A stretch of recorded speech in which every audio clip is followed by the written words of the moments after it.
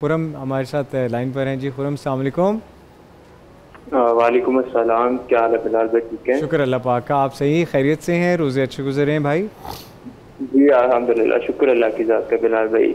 माशाल्लाह। अ, मुझे लग बिलाल रहा भाई, है मुझे लग पहले रहा तो है मैं कि इस्लाम अर्ज़ करूँगा। जी जी इतने बड़े उलमा इकराम तशरीफ लाए ट्रांसमिशन में और रोज़ाना आ रहे हैं माशाल्लाह। तो मेरा इनसे एक क्वेश्चन था, एक छोटा सा। जी जी प्लीज़ पीछे पूछिए। बिलाल भाई, क्वेश्चन ये था कि अगर हम सुबह सैरी करके नमाज पढ़ते हैं और सो जाते हैं, सोने के बाद हम नमाजें वगैरह पढ़ते हैं, सारी डेली रूटीन वही चलती रहती है, लेकिन हम नियत करना भूल जाते हैं रोजे की सैरी टाइम कि ओके। हमने जैसे तो एक तो दुआ है जो वबी सौमी कदन नवई तुम्हें शाहरी रमदान, वो भी पढ़ना भूल जाते हैं और नियत करना, यानी कि हमने रोजा रखना है आज। और ये वो हम अफ्तारी का टाइम आता है तो हमारे जहन में आता है कि भाई हमने तो नियत करना भूल गए थे।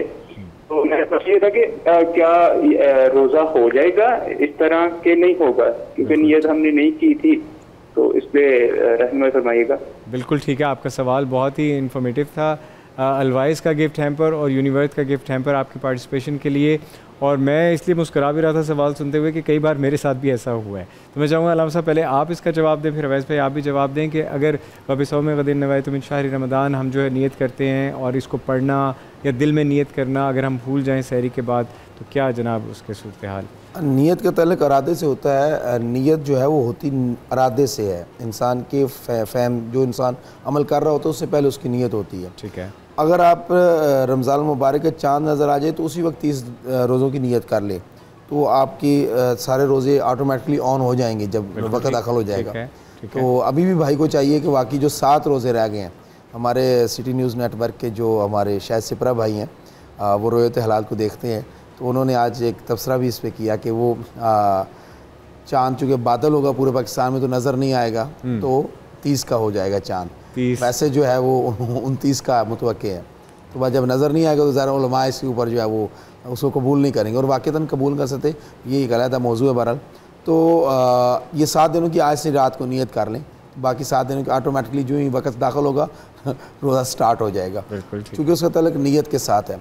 वैसे भी इंसान बग़ैर खाए पिए अगर सैरी से लेकर उस वक्त तक ज़वाल तक अगर उसने कुछ नहीं खाया पिया या वो अमल नहीं किया जिससे रोज़ा बातिल होता है, तो वो ज़वाल से पहले भी नियत करे किसी भी रोज़े आम मुस्ताहब रोज़ा जिसकी, तो वो रोज़ा हो जाता है उस दिन का। बिल्कुल ठीक है।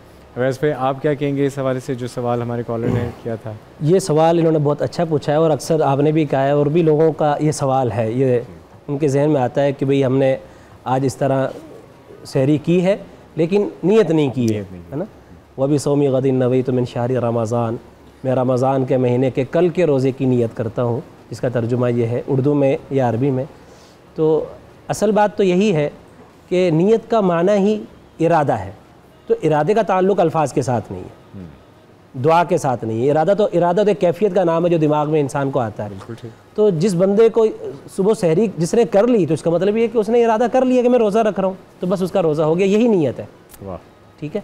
अब अगर वो साथ ये दुआ भी पढ़ ले तो दुआ का भी सवाब मिल जाएगा उसको, नहीं मज़ीद भी, यानी कि यूँ कह ले उसने इरादे के साथ अल्फाज से भी कह दिया कि मैं कल का रोज़ा कहता हूँ, वरना तो अल्फाज की ज़रूरत नहीं है।